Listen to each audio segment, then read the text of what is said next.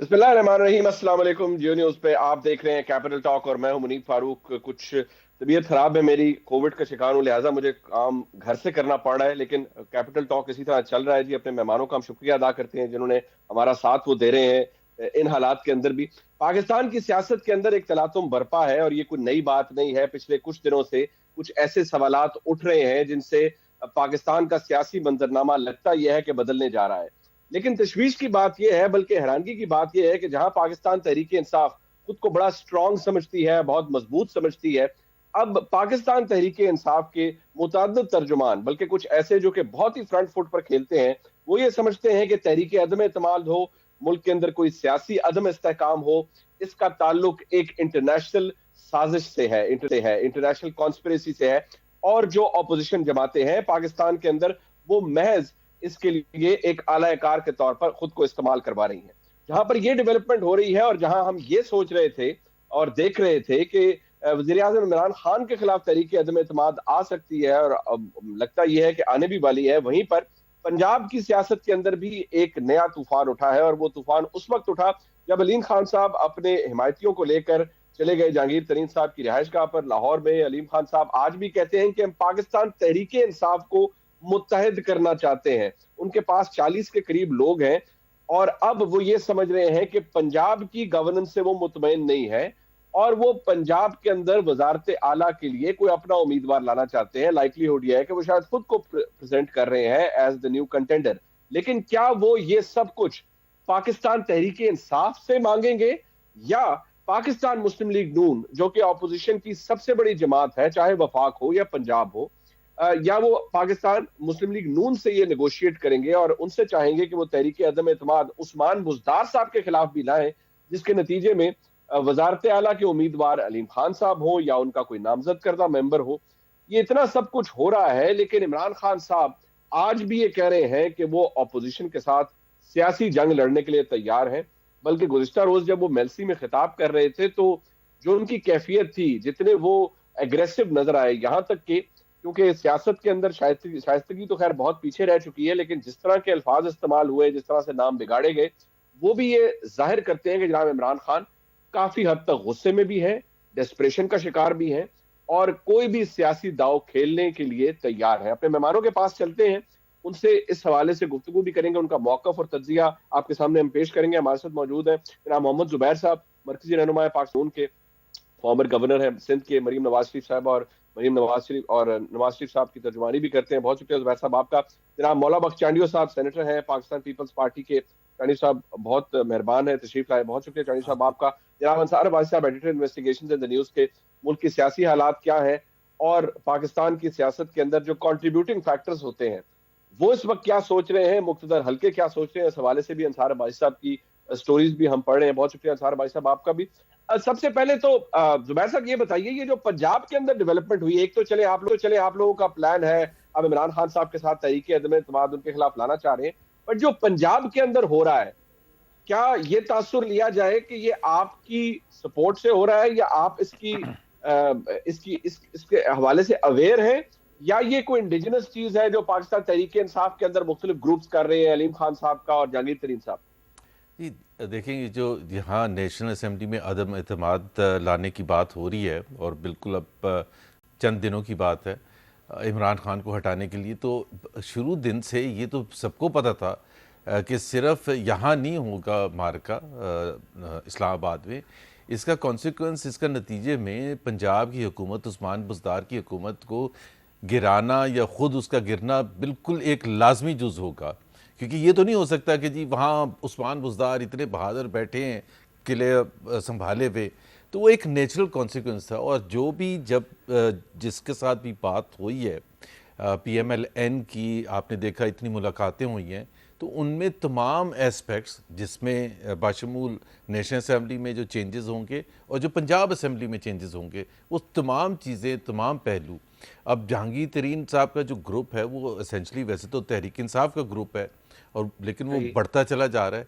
उसका मतलब ये है कि जो तहरीक इंसाफ में बगावत है वो रोज़ बरोज़ बढ़ती चली जा रही है। जैसे जैसे तहरीक इंसाफ के MNAs या MPs को ये महसूस हो रहा है और उनको यकीन हो रहा है कि इमरान खान एक तारीख का अब हिस्सा बन चुके हैं। अब क्रिकेटर के तौर पर याद रखा जाएगा या प्राइम मिनिस्टर के तौर पर, वो एक अलग बात है। क्रिकेट में तो ज़ाहिर है उनकी बड़ी कंट्रीब्यूशन है, लेकिन जो सियासत में उन्होंने तबाही की है, एज प्राइम मिनिस्टर जो तबाही की है, वो किस तरह से याद रखा जाएगा। सो ये सब साथ जाएंगे, ये कोई अलग अलग हिस्सा नहीं है। नहीं, अब वो वैसा चेंज के नहीं नतीजे में बताइए। कौन आता है वो थोड़े चंद दिनों की बात है, इंतजार कर लीजिए। आप कह रहे हैं वक्त बताएगा, बस सिर्फ ये बता दें, क्या आप पंजाब की वजारत आला, जारी बात है अब आप, क्योंकि इसमें पहले भाम रहा कि को आप फौरी इंतखाब चाहते हैं, पाकिस्तान पीपल्स पार्टी चाहती है कि नहीं इंतखाबी तरमीम हो, अब शायद उस पर भी डेडलॉक खत्म हो गया है, लेकिन सवाल ये है कि क्या पाकिस्तान मुस्लिम लीग नून ये सोच सकती है कि वजारत आला पंजाब के लिए जहांगीर तरीन साहब या अलीम खान साहब का नामजद करदा उम्मीदवार आप उसको सपोर्ट करें, क्योंकि सबसे बड़ी जमात तो पंजाब के अंदर आपके पास बहुत बड़ी एक आपकी सपोर्ट के बगैर तो नहीं बन सकेगा। तो क्या आप ये ऑफर कर सकते हैं जहांगीर तरीन साहब को, अलीम खान साहब को, कि ठीक है जी आप बन जाए, हम सपोर्ट करेंगे? मुनीब, ये बहुत सेंसिटिव चीज़ें हैं और इस वक्त वो लास्ट चीज़ें सब कुछ स्टिच टुगेदर हो रही हैं, तो मैं नहीं कुछ कह सकता, और बहुत सी चीज़ों का तो मुझे पता भी नहीं है। फ्रैंकली मैं आपके साथ बिल्कुल जब आप ये कहते हैं तो मैं हैरान हो जाता हूँ, क्योंकि आप नवाज शरीफ साहब के तर्जुमान है, मरीम नवाज शरीफ साहबा के तर्जुमान है। मेरा ख्याल है आप मुझे वो आपको सब कुछ पता हो, बकअप ना करने की आपको बहुत कोशिश कुछ करें, पता है। बकअप करने की कोशिश ना करें, लेकिन मैं सिर्फ ये कह रहा हूँ कि बहुत ही सेंसिटिव चीज़ें हैं। अभी मैं कोई ऐसी चीज़ बात करूँ, वो कोई भी मुस्लिम लीग का नुमाइंदा, PMLN का नुमाइंदा इस वक्त आपसे कोई ऐसी बात नहीं करेगा। सो जहाँ इतना इंतज़ार किया वहाँ थोड़ा सा और इंतज़ार कर लें। चले, आप कहते हैं तो इंतजार कर लेते हैं, लेकिन मुझे पता है, मैं अब आपको, आप कहेंगे मैं आपको प्रोवोक कर रहा हूं, मैं प्रोवोक नहीं कर रहा, because I assume as a common Pakistani assume कि आपको बहुत कुछ पता होगा। चलें, but it's your decision if you don't want to share it right now. But Chandia sahab, मुझे एक बात सिर्फ थोड़ा सा ताज्जुब ये होता है कि पाकिस्तान मुस्लिम लीग नून बड़ी कॉन्फिडेंट है इस हवाले से, खास तौर पर जब बात आती है और वो कहते हैं जी नंबर भी पूरे हो गए। मौलाना फजल रहमान साहब कॉन्फिडेंट है।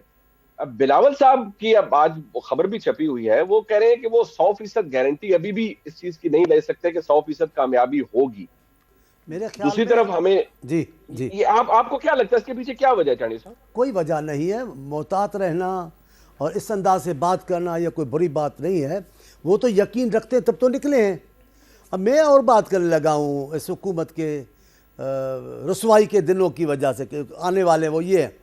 मैं इनको कहता था बदनसीब हुकूमत, फिर मैंने कुछ और लफ्ज़ भी इस्तेमाल, लेकिन मैं बड़े दिनों से कह रहा हूँ ये बदनसीब भी नहीं है। बदनसीब तब थी जब शहबाज शरीफ साहब की बात का इन्होंने नोटिस नहीं लिया, जब बिलावल साहब का नोटिस नहीं लिया कि हम तुम्हारे साथ हैं, और ये कहना कि आप बताएं।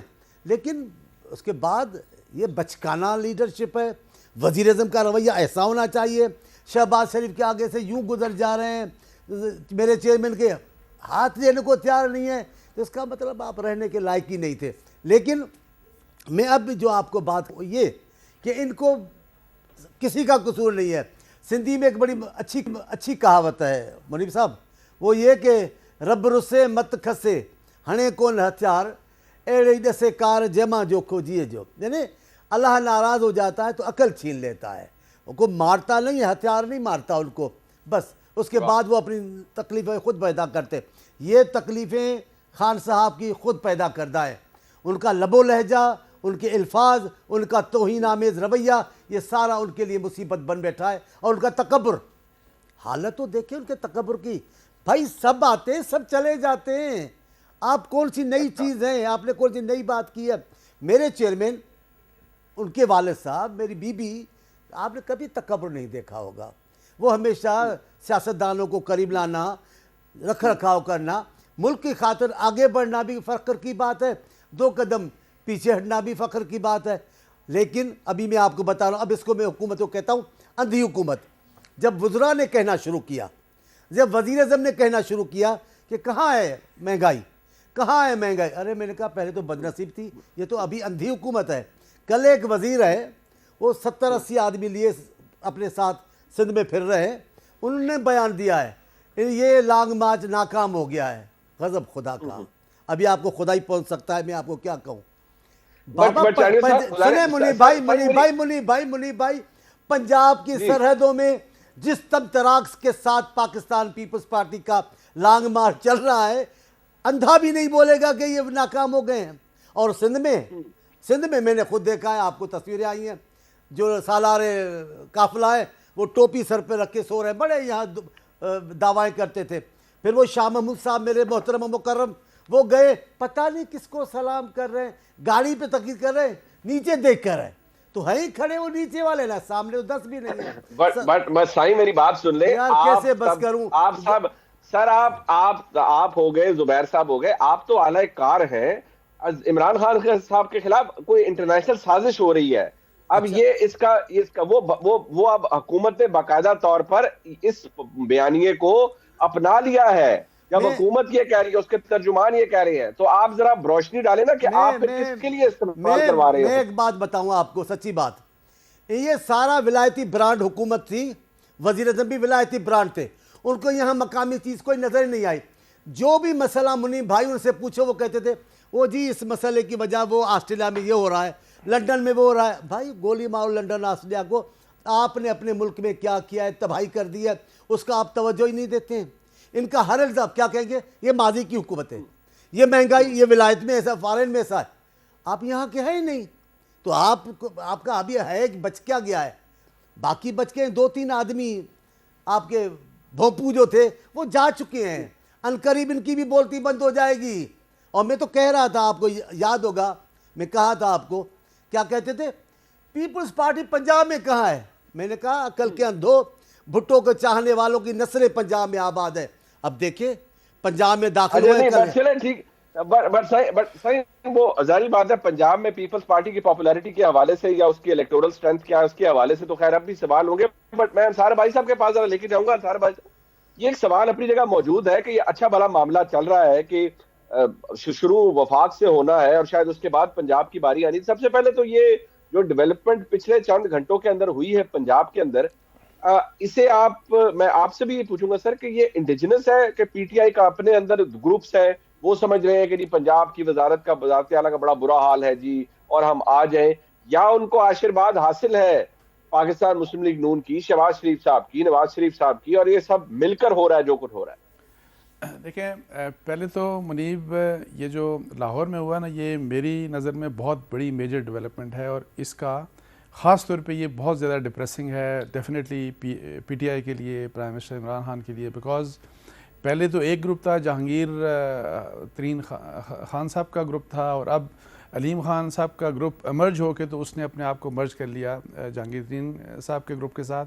और फिर वो जो बातें कर रहे हैं, देखें, टोटल नो कॉन्फिडेंस कि जी हुक्मरान क्या होते हैं और किस तरह से होते हैं, और फिर जब हुक्मरान बनता है तो फिर मतलब है कि जो लोग लॉयल होते हैं वो दूर हो जाते हैं और नए लोग आ जाते हैं। सब कुछ ये अगर आप सुन लें तो ये डेफिनेटली बहुत ज़्यादा मेरी नज़र में ये डिप्रेसिंग होगा और डिसअपॉइंटिंग होगा। बहुत से पीटीआई के वो जो फैन सिटर्स हैं उनके लिए शायद इनकरेजिंग हो कि इस वक्त अगर वो साइड चेंज कर सकते हैं या नहीं कर सकते।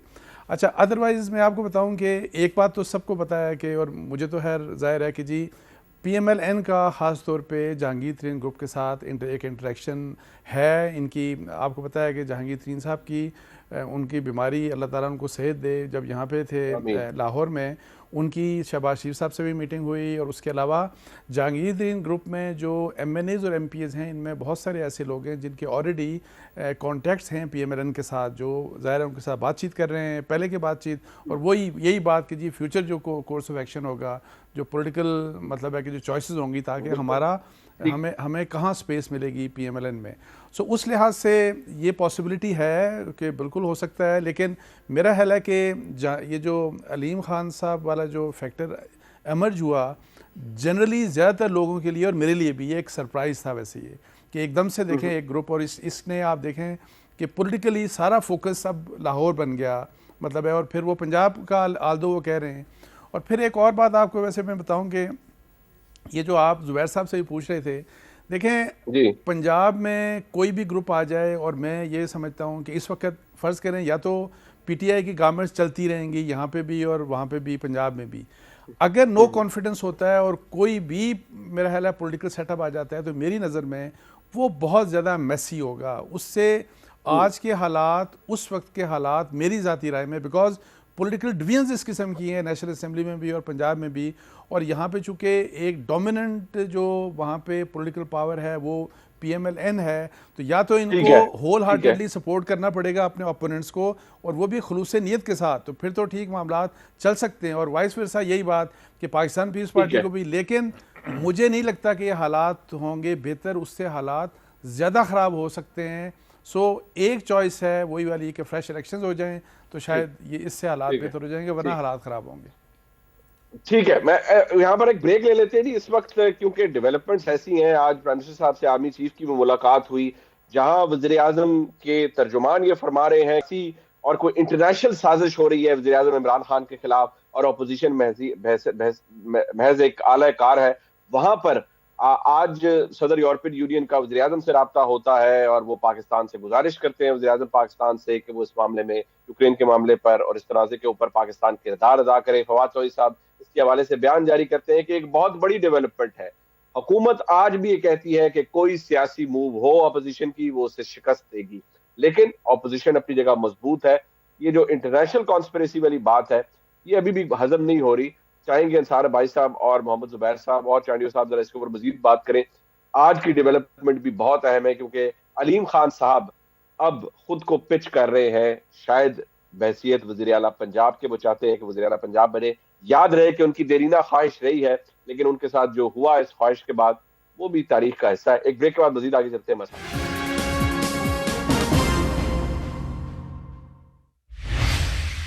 एक दफा फिर आपको खुशामदीद कहते हैं अंसार भाई साहब। इससे पहले मैं जुबैर साहब के पास जाऊं, एक बात का मुझे जवाब दीजिए, क्योंकि पहले कुछ सहाफियों की तरफ से कहा गया कि एक बहुत बड़ी साजिश हो रही है इमरान खान साहब के खिलाफ, आपको नहीं पता, बहुत सीक्रेट मुलाकातें हुई हैं और ये लोग पाकिस्तान के साथ, अपोजिशन पाकिस्तान के साथ सिंसेयर नहीं है जो ये सब कुछ कर रही है। लेकिन क्या आप इस बात में समझते हैं वजन है सियासी तौर पर? क्योंकि आप डॉक्टर शहबाज गिल साहब, किसी को अच्छा लगे बुरा लगे, वज़ीर आज़म के करीब हैं, तर्जुमानी करते हैं, वो आज ये ट्वीट कर रहे हैं। दैट मींस कि government subscribes to this view, ये इंटरनेशनल कॉन्स्पिरेसी है वज़ीर आज़म इमरान खान के खिलाफ। इसमें वजन है आपको लगता है? मुझे नहीं पता, लेकिन मैं वैसे ज़ाती तौर के ऊपर मैं वैसे इन चीज़ों को बाय नहीं करता अनलेस कि आपके पास कोई एविडेंस हो इस किस्म का। और क्यों कर मतलब है कि पाकिस्तान की पॉलिटिकल पार्टी इस किस्म की कोई कॉन्स्पिरेसी कहीं बनाई जाएगी। देखें, मेरी ज़ाती राय में कुछ चीज़ों के ऊपर मैं आल्दो इमरान खान साहब का मैं कहता हूँ कि उन्होंने बड़ी अच्छे काम किए, जो मैं अपने नज़रिए के लिहाज से कह रहा हूँ कि जिस तरह फ़र्ज़ करें कि उन्होंने कुरान और सुन्नत की तालीम की बात की, ये जो रहमतुल्लिल आलमीन अथॉरिटी की ये चीज़ें हैं, ये कुछ चीज़ें उन्होंने एक्स्ट्रा ऑर्डिनरी की। लेकिन मैं आपको बताऊं कि इमरान खान साहब की जो आप 3.5 साल रूल को देखें, फ्रॉम डे वन इनको किसी कॉन्स्पिरेसी की मेरी ज़ाती राय में इसलिए ज़रूरत नहीं थी कि वो असल में गुस्से में रहे और वो गुस्सा उनका ठंडा नहीं हुआ पॉलिटिक्स में। और and when you are the prime minister of Pakistan, तो वज़ीर आज़म हैं आप, इस घर के, जो पाकिस्तान हम सब का घर है, आप सबसे बड़े हैं, आप सरबराह हैं इस घर के। तो अगर सरबराह गुस्से में होगा और फिर अपने मतलब है कि जो आपके स्टेक होल्डर्स हैं उनके मतलब आप ज़रूर मतलब कानून बनाएं, एहतसाब करें, सब कुछ होना चाहिए, लेकिन नफ़रत नहीं होनी चाहिए, और वो नफ़रत जो ख़त्म ना होने वाली हो। मेरी ज़ाती राय में अगर जब भी कभी अगर आपको रिव्यू करने का मौका मिले, फ़र्ज़ करें प्राइम मिनिस्टर साहब को कभी मिलेगा आगे मौका कि अगर वो अपने देखेंगे कि मेरे रूल मैंने जो रूल किया तो उसमें, तो मेरी ज़ाती राय में उनको ये एहसास होगा कि जिस किस्म की मुझे अपॉर्चुनिटी मिली थी, जिस तरह इस्टेब्लिशमेंट की सपोर्ट थी, जिस तरह आते ही नेशनल असम्बली में आप देखें कि जब पहला सेशन था तो अपोजिशन ने उठ के, शहबाज शरीफ साहब ने, आसिफ अली ज़रदारी साहब ने इनको कहा कि आप मतलब है कि पॉलिसीज़ बनाएं कंसेंसस के साथ, इकोनॉमिक पॉलिसीज़ बनाएं, गवर्नेंस के मतलब बनाएं, तो हम आपका साथ देंगे। लेकिन अनफॉर्चुनेटली वो जो धरने वाली सियासत वाला एक लहजा था ना, अनफॉर्चुनेटली वो कभी चेंज नहीं हुआ। और सबसे बड़ी कॉन्स्पिरेसी है या वजह है, वो ये वाली वजह है मेरी ज़ाती राय में। अच्छा जुबैर साहब, पता नहीं अब चांडियो साहब ने तो खैर कह दिया, वो आप ये कि इंटरनेशनल हुकूमत थी, बहुत से लोग इम्पोर्टेड थे, ठीक है, हुकूमतों में होते हैं, पता नहीं अब आप इसका हिस्सा हैं इस इंटरनेशनल कॉन्स्पिरेसी का या नहीं, लेकिन वो भी वक्त बता देगा। बट ये जो सब कुछ हो रहा है, आप जरा थोड़ा सा ये भी इंडिकेट कीजिए कि क्या इस बात पर कंसेंसस है कि पहले स्पीकर नेशनल असेंबली के खिलाफ नो कॉन्फिडेंस आना है, वज़ीर आज़म के खिलाफ आना है, पंजाब के अंदर आपका राब्ता है, कम से कम इतना अरेंजमेंट तो पता हो सकता है ना कि हाँ जी। कौन सा टारगेट पहले है।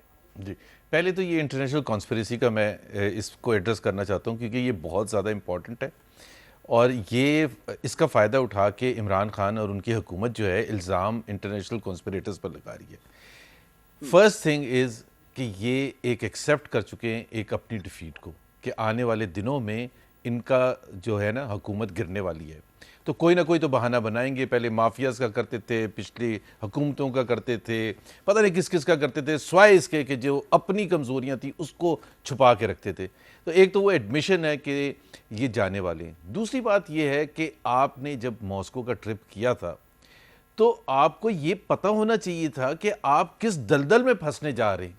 उस वक्त बड़ी एक नया ब्लॉग बन रहा है, भाई को वक्त होता है ब्लॉग बनाने का। ये क्वेश्चन नहीं था यूक्रेन के हवाले से कि रशिया अटैक करेगा या नहीं करेगा। इट वॉज नॉट अबाउट के if, it was about when and he lands there, और उसी दिन वो हो जाता है। अब ये फंस के उस सिचुएशन में कि ब्लॉक बनाने जा रहे थे रशिया का, एग्रेशन कर दी रशिया ने। अब आपके पास जब आप फॉरेन पॉलिसी चलाते हैं तो आप उसमें इकोनॉमिक कॉन्सिक्वेंसेस भी देखते हैं, आप डिप्लोमेटिक कॉन्सिक्वेंसेस भी देखते हैं, आप उसके शॉर्ट टर्म और लॉन्ग टर्म असरात पाकिस्तान पर भी देखते हैं। तो एक तरफ आपने नेशनल सिक्योरिटी पॉलिसी बनाई जिसका फोकल पॉइंट आपने कहा कि economy will be the focal point, और पहला मौका मिला नेशनल सिक्योरिटी पॉलिसी को आजमाने का तो आपने इकोनॉमी को सेक्रीफाइस कर दिया। सबसे ज़्यादा हमारा जो ट्रेड और बिजनेस है वो EU कंट्रीज़ के साथ है या अमेरिका या कनाडा के साथ है, और आप कह रहे हैं कि हम उसको सेक्रीफाइस, और जलसों में जाके अटैक कर रहे हैं।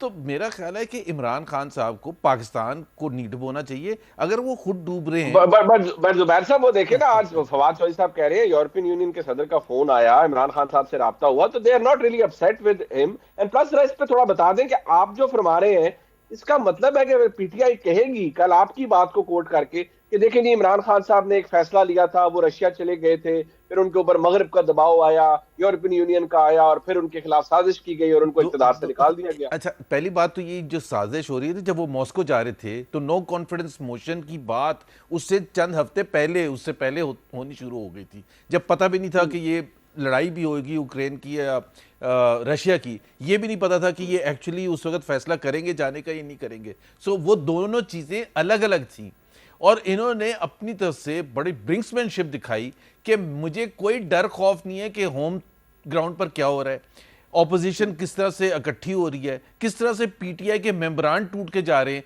ये शो करने पूरी दुनिया में जा रहे थे कि मुझे कोई घबराहट नहीं है, और सबको ये कह रहे थे कि घबराना नहीं, घबराए हुए खुद थे, लेकिन ब्रिंक्समैनशिप दिखानी है, पॉपुलिस्ट पॉलिटिक्स करनी है। तो मॉस्को पहुंच गए थे कि वर्ल्ड अटेंशन मिलेगी और एक पूरा ब्लॉक इनकी तरफ आके गिर पड़ेगा, और वो रशिया पता कौन कौन से मुआहदे साइन करेगा। भाई वहाँ उसको रशिया को तो हमारे कहने से नहीं होता, पूरी दुनिया देख रही है। और अगर बड़ा अच्छा है अगर EU के प्रेसिडेंट ने फ़ोन कॉल किया है, हम भी ख्वाहिश करते हैं कि हमारे हालात ख़राब ना हो, क्योंकि ये सिर्फ इमरान खान की जागीर तो नहीं है, 22 करोड़ अवाम की जो फ्यूचर है वो उससे मुंसलिक है कि हमारे ताल्लुकात कितने अच्छे होते हैं। आप सारी दुनिया से लड़ाई करके आप बड़े खुश हो गए, आप तो घर चले जाएंगे, बनी गाला जाएंगे या कहाँ जाएंगे मुझे नहीं पता, लेकिन इतना उनको एहसास होना चाहिए कि मुल्क को डबो के नहीं जाना चाहिए।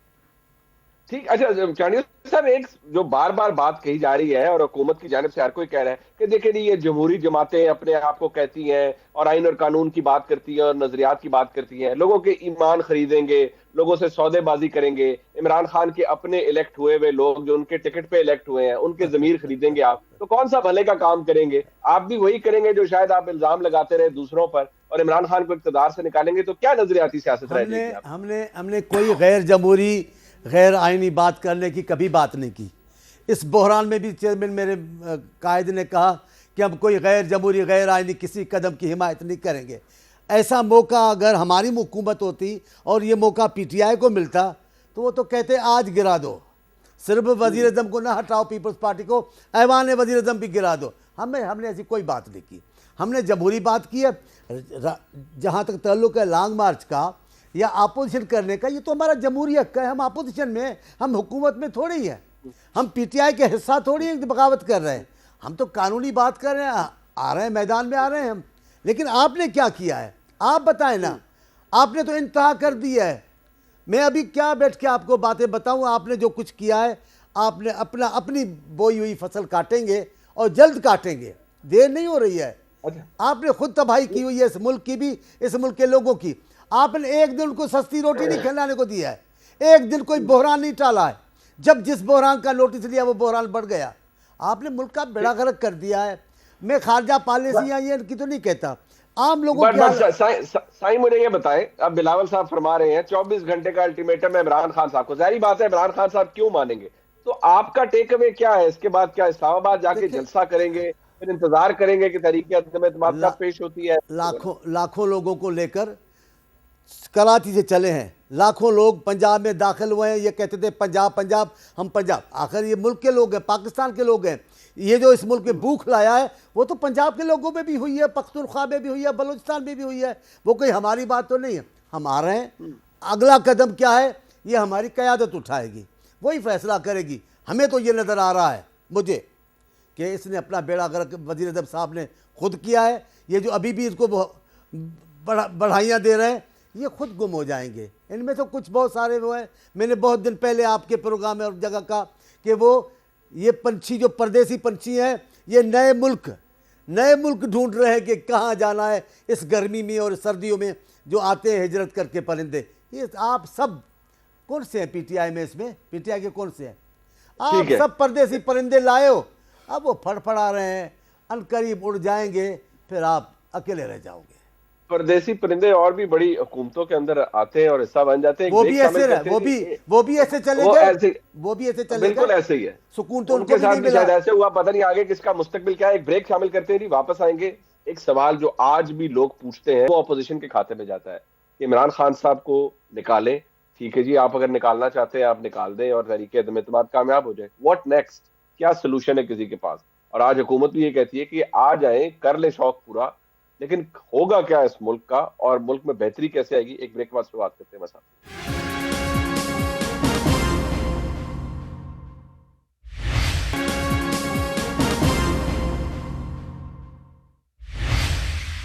जुबैर साहब, इमरान खान साहब के जलसे के अंदर, अब जाहिर बात है शेख रशीद साहब ने बाद में कह दिया, ये जहन में आपको है ना कि इमरान खान साहब ने कल आप लोगों के लिए एक मैसेज भी दिया है कि आप अपना शौक पूरा कर लें, उसके बाद जब आप नाकाम होंगे तो देखिए फिर वो आपके साथ क्या करते हैं। तो आप इस के लिए तैयार हैं?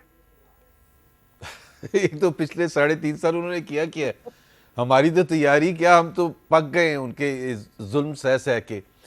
3 हफ्ते हुए थे हुकूमत आए हुए, अगस्त की 18 तारीख को इन्होंने ओथ लिया था और 3 हफ्ते के बाद इन्होंने शहबाज शरीफ को अंदर बंद कर दिया था। और फिर यके बाद दीगरे केसेस और रेफरेंसेस और जेलें और क्या कुछ नहीं किया। मतलब इस हद तक गिर गए कि कोई ऐसी चीज़ नहीं थी जो पाकिस्तान की तारीख में नहीं की गई थी, इवन मिलिट्री रूलर्स के दौरान, जो इन्होंने आजमाई नहीं डराने धमकाने के लिए। और आफ्टर 3.5 ईयर्स और ऑलमोस्ट 4 ईयर्स एक काउंसलर नहीं तोड़ सके। एक आप मुझे बता दें कि नून लीग, और ये पाकिस्तान की तारीख रकम हुई है, क्योंकि इतने इन्होंने घिनौनी चीज़ें, तो हमें कोई डर खौफ नहीं है और ये डराने की ज़रूरत नहीं होती। आप prime minister of the country हैं, आपके पास कोई मैंडेट नहीं है डराने धमकाने का। आप पहले दिन भी आपके पास नहीं था और आज भी नहीं है। जिनका काम है, चाहे वो नैब है, चाहे वो FIA है, चाहे वो पुलिस है या कोई और है, उनके काम इंडिपेंडेंट हैं आपकी हुकूमत से। Prime minister is not the ruler. ये समझते ही मैं किंग हूँ पूरी कंट्री का, सारे इंस्टीट्यूशंस इनके अंडर आते हैं और ये फैसला करेंगे कि किसके खिलाफ कौन सा केस बनाना है और किसको किस तरह से डराना है और धमकाना है ताकि वो सियासत छोड़ के भाग जाए। अल्लाह का शुक्र है कोई भी नहीं टूटा और हमें फ़ख्र है इस बात का। सो हमें कोई डर खौफ नहीं है। और मुझे तो ये भी नहीं पता ये हमें डरा रहे थे या किसी और को डरा रहे थे। बात ये कही है आपने अभी। हाँ, अच्छा, ये चाटिया साहब बात ये है, वो शेख रशीद साहब ने भी कहा ना कि देखिए अगर वो जीतेंगे इमरान खान साहब तो वो छोड़ेंगे नहीं, हारेंगे तो वो बैठेंगे नहीं। अब वो कल एहसन इकबाल साहब ने भी कहा कि वो कहते हैं ना पंजाबी में, कहंदी तीनू तो सुनांदी नू नू, तो वो कह रहे थे शायद एड्रेस ही कोई और था, ये सही वो है, सुनने किसी और को सुना रहे थे। ये दुरुस्त है। मैं इस बात को ऐसे मानता हूँ, कुछ हफ्ते पहले भी उन्होंने कहा मेरे बगैर कोई ऑप्शन नहीं है, मेरे सिवा। तो किसे कह रहे थे? हमें तो नहीं कह रहे, हमारे पास तो खान साहब वाला ऑप्शन ही नहीं है, हम तो उसको हटाना चाहते हैं। ये किसे कह रहे थे कि ऑप्शन नहीं है आप लोगों के पास? किसे कह रहे थे? मैंने कहा था मेरा इतना वजन नहीं है कि मेरी बात इतनी भारी लगती। मैंने कहा था आपका दिमाग ख़राब है।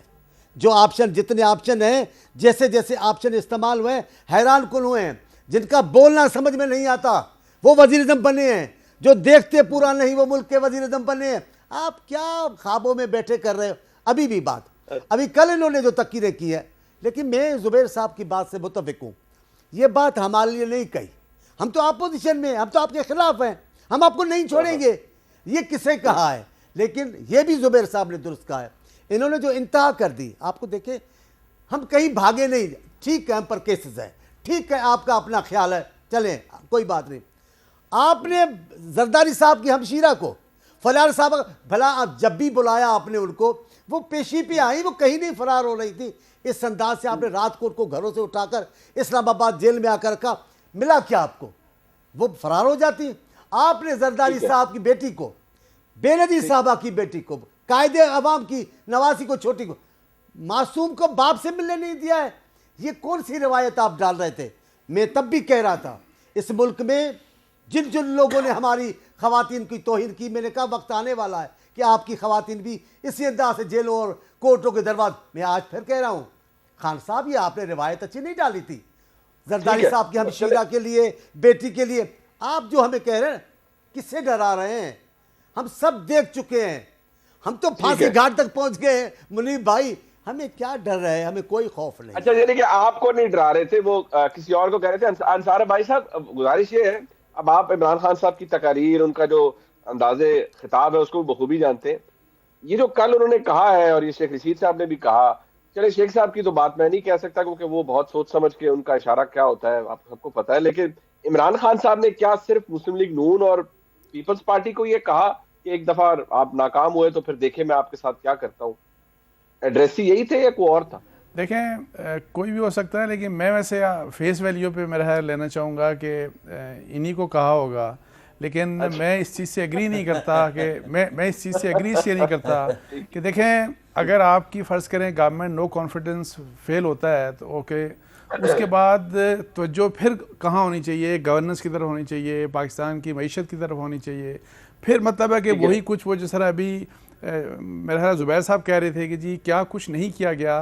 देखें, असल मसला तो यही है ना कि अकाउंटेबिलिटी क्या उनके मर्जी के मुताबिक हुई कि नहीं हुई, उसके लिए सिस्टम दे सकते हैं आप एक सिस्टम। सारा भाई साहब, सर ये फरमाइएगा, अभी फवाद चौधरी साहब कह रहे हैं कि ये अलीम खान साहब और जहांगीर तरीन साहब हमारी पार्टी के अंदर हैं, हमारी पार्टी में ही रहेंगे और इमरान खान साहब के बड़े करीब हैं। क्या इन बातों की कोई वैल्यू ये है कि सिर्फ मीडिया का या इंप्रेशन क्रिएट करना कि सब अच्छा है, या नहीं अभी भी बहुत कुछ, अभी कुर्बत है आपस में इन रहनुमाओं की, और ये इमरान खान साहब के साथ अभी भी इनके मामला तय हो सकते हैं? देखें, डेफिनेटली मैंने जैसे पहले कहा ना कि एक ये डिप्रेसिंग इवेंट था फॉर पीटीआई, और ज़ाहिर है अगर गवर्नमेंट के इंफॉर्मेशन मिनिस्टर हैं, पीटीआई के वो लीडर हैं, उन्होंने यही कहना है जो वैसे कह रहे हैं। लेकिन हकीकत ये है कि आज जो कोर कमेटी की मीटिंग हुई पीटीआई की, तो उसमें ये अलीम खान साहब वाला ये जो एस्पेक्ट है ये डिस्कस हुआ, और उसमें उन्होंने इमरान इस्माइल साहब को और आमिर कियानी साहब को, इन दोनों को असाइन किया प्राइम मिनिस्टर साहब ने कि आप जाएं, आप अलीम खान से मिलें और उनको मेरे पास लेके आएँ। यानी ये मेरी इन्फॉर्मेशन है। सो अगर फ़र्ज़ करें कि मामलात वैसे ही होते तो फिर ये जहांगीर तरीन ग्रुप क्यों बनता, वो शहबाज शरीफ साहब से क्यों मिलता, और फिर ये आप फिर अलीम खान साहब की बात सुन लें जो आप उन्होंने कही, जो उन्होंने मीटिंग के बाद जो बाद में प्रेस कॉन्फ्रेंस में बात की, आपको उस बात से ही पता लग जाएगा कि डेफिनेटली कि उनकी बड़ी सीरियस रेजोल्यूशंस हैं। ठीक, बहुत शुक्रिया जनाब अंसार भाई साहब, मोहम्मद ज़ुबैर साहब का, जनाब मौला बख्श चांडियो साहब का। प्रोग्राम कैपिटल टॉक आपने आज देखा जी, हमें जरूर दीजिएगा, इंशाल्लाह कल आपसे फिर मुलाकात होगी। खुदा हाफिज।